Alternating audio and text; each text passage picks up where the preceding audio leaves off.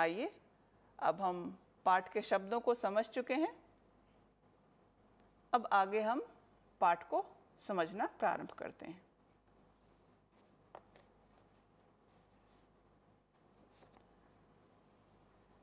इस पाठ के ऑब्जेक्टिव्स, इस पाठ को पढ़ने के बाद आप स्टेट अर्थात राज्य और सरकार अर्थात गवर्नमेंट, इन दोनों में जो असमानताएं हैं, भिन्नताएं हैं, वो समझ पाएंगे और साथ में स्टेट अर्थात राज्य और नेशन अर्थात देश में भी अंतर कर पाएंगे। अब हम राज्य और सरकार के बारे में समझेंगे। पहले हम राज्य के बारे में बात करते हैं। राज्य के 4 घटक हैं।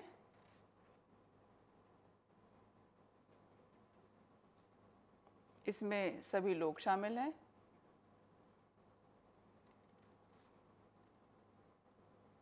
और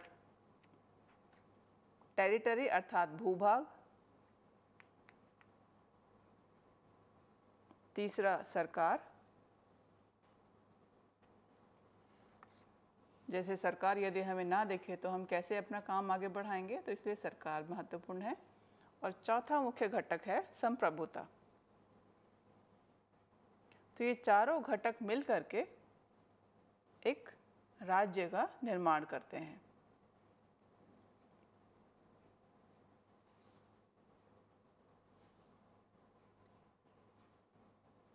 अब हम राज्य को समझ चुके हैं तो सरकार को समझने का प्रयास करते हैं। यह एक व्यवस्था, जिसे सिस्टम आप कह सकते हैं, जिसमें लोग चुने जाते हैं राज्यों से। सरकार में जो भी व्यक्ति माना जाता है वो राज्य से ही आया होता है और वे सभी लोग मिल करके सरकार बनाते हैं। राष्ट्र और स्टेट अर्थात राज्य और जो हमारी सरकार है, इनकी हम बात करें तो सरकार जो कानून बनाती है, जो नियम बनाती है, वो राज्यों से बातचीत करके कानूनों का निर्माण किया जाता है।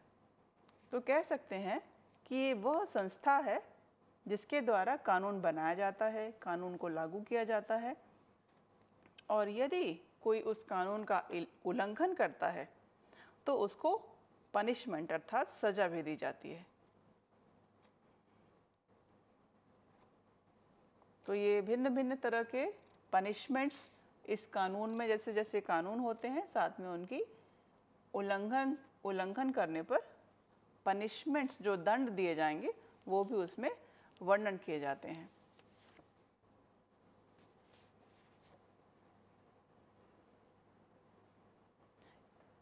इस कार्य प्रणाली में, अर्थात जो हमने अभी बात की कि ये वह संस्था है, वह एजेंसी है जो कानून बनाती है, तो इस कार्य में जो लोग शामिल हैं वे लोग हम कह सकते हैं न्यायपालिका से हैं या ब्यूरोक्रेटिक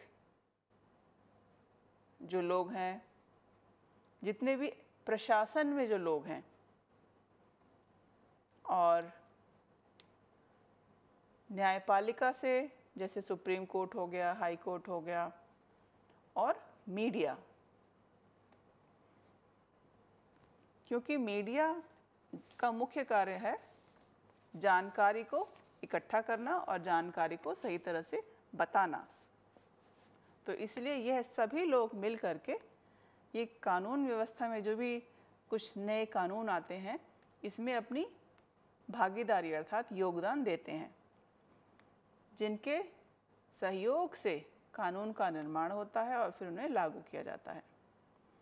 उसके बाद जो नीचे स्टेटमेंट लिखी है, स्क्रीन पर आप देख सकते हैं, इसमें यह बताया गया है कि जो कानून बनाए जाते हैं, सरकार जिनको बनाती है, वे सभी राज्यों के द्वारा ही, अर्थात जो स्टेट्स हैं उन्हीं के द्वारा बताए गए होते हैं या सुझाए गए होते हैं, जिनको सरकार एक कानून का रूप देती है। जैसे उदाहरण पे हम ऐसे समझ सकते हैं कि सरकार उन राज्यों को सपोर्ट करने के लिए इस तरह से कानूनों को बनाती है।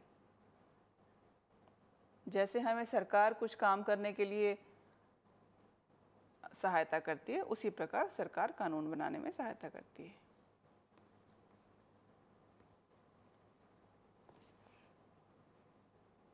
अब स्टेट और गवर्नमेंट अर्थात राज्य और सरकार में अंतर को समझते हैं। पहले हम गवर्नमेंट के बारे में अर्थात सरकार के बारे में समझेंगे।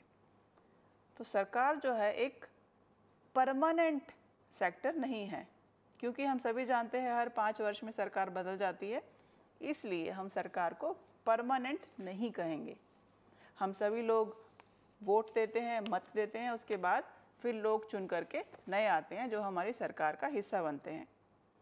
जो सेकंड पॉइंट आप स्क्रीन पर देख रहे हैं उसमें बताया गया है कि सरकार जो है, क्योंकि सरकार में जो भी लोग होते हैं वो राज्यों से आए गए होते हैं और हर राज्य में बहुत लोग हैं, पर सरकार में एक या उसके रिप्रेजेंटेटिव ही शामिल हैं, इसलिए सरकार को छोटी इकाई माना गया है। और तीसरा जो पॉइंट है, सरकार एक तरह से स्टेट के सुझाए गए कार्यों के अनुसार चलती है।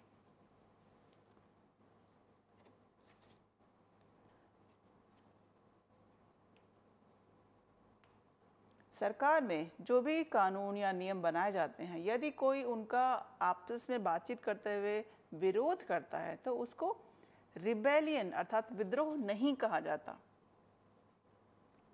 क्योंकि सरकार सबके आपस में आंतरिक बातचीत और सहयोग से बनाई चलती है, इसलिए सबकी राय उसके लिए महत्वपूर्ण है।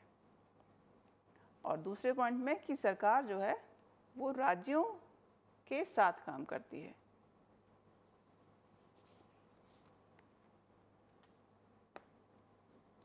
अभी हम सरकार के जो बिंदु हैं उनको समझ चुके हैं, अब हम राज्यों के बिंदुओं को समझते हैं। जैसे हम सभी लोग किसी न किसी राज्य का हिस्सा हैं, हमारी सबकी जो परवरिश है किसी न किसी राज्य में हुई है। सेकंड पॉइंट कहता है कि जो स्टेट है अर्थात राज्य है वो एक परमानेंट जगह है, उसको बदला नहीं जा सकता। हाँ, हम कुछ लोग ज़रूर एक जगह से दूसरी जगह जाते हैं, पर जो राज्य हैं वो अपनी जगह ही रहते हैं। हम लोग बेशक दिल्ली से बॉम्बे, बॉम्बे से कलकत्ता, एक जगह से दूसरी जगह जा सकते हैं, पर राज्य वहीं रहते हैं। तो राज्य जो है, स्टेट जो है, परमानेंट इंस्टीट्यूशंस होते हैं। जो थर्ड पॉइंट है वो कह रहा है area of the state is always fixed, अर्थात जो भी स्टेट है उसकी जो बाउंड्रीज़ है, जो भूभाग है, वो बिल्कुल तय होता है कि इस जगह तक ये राज्य है।